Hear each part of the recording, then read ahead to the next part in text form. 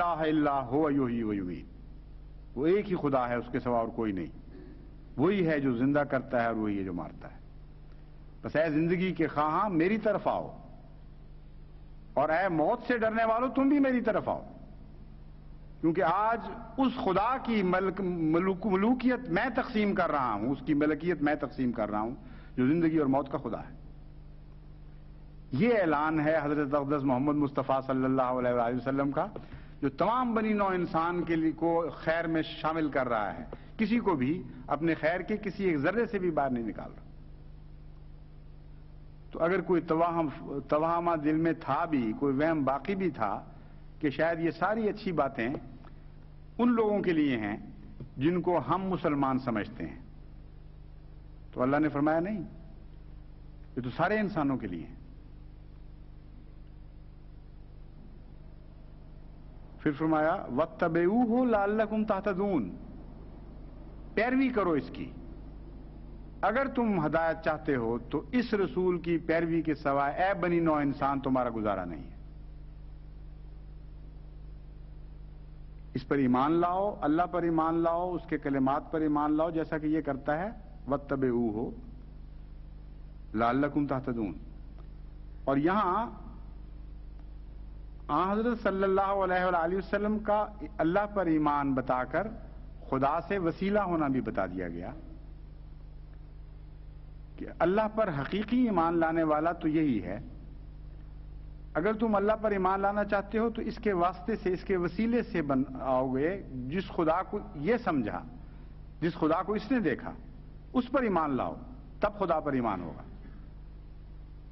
تو کس طرح کاٹ سکتے ہیں یہ امت محمدیہ سے اس شخص کو جو بنی نوع انسان کا ایک جز ہے؟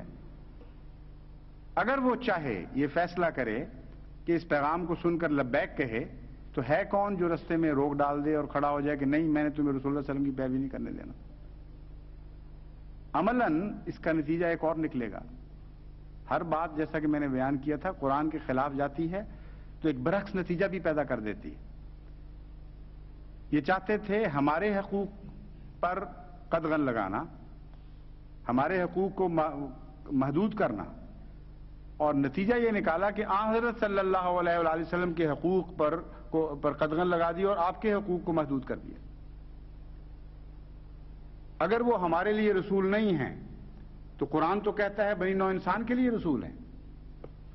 اگر وہ احمدیوں کے لیے رسول نہیں ہیں تو حضرت محمد مصطفیٰ صلی اللہ علیہ وآلہ وسلم جن کے لیے بھیجے گئے تھے ان میں سے احمدیوں کو آپ نے نکال کر ایک طرف کر دیا، اور حضرت اقدس محمد مصطفیٰ کا دائرہ چھوٹا کر دیا اپنی طرف سے۔ تو دیکھیے قرآن کریم کی نافرمانی تو آپ کو کہیں کبھی نہیں چھوڑے گی۔ حملہ کسی اور جگہ کرنا چاہتے تھے، وار کہیں اور پڑ رہا ہے۔ جیسے بعض لوگ بیمار ہو جاتے ہیں، قدم کسی اور طرف رکھنا چاہتے ہیں، اور طرف پڑ جاتا ہے قدم۔ تو مخبوط الحواس ہو جاتے ہیں وہ لوگ جو قرآن کریم کی تعلیم اور اس کی روح کو چھوڑ کر پھر کوئی اقدام کرنے کی کوشش کرتے ہیں۔ ہر قدم لازماً غلط پڑے گا اگر قرآنی تعلیم کو آپ چھوڑ دیں گے تو، اور یہ اس کا نمونہ ہے۔ قرآن کہہ رہا ہے سارے اے بنی نوع انسان تم سب کے لیے رسول ہے، اور تم سارے اس کی اطاعت کرو اور اس کی پیروی کرو۔ اور یہ کہہ رہے ہیں نہیں، سب کے لیے رسول نہیں ہے۔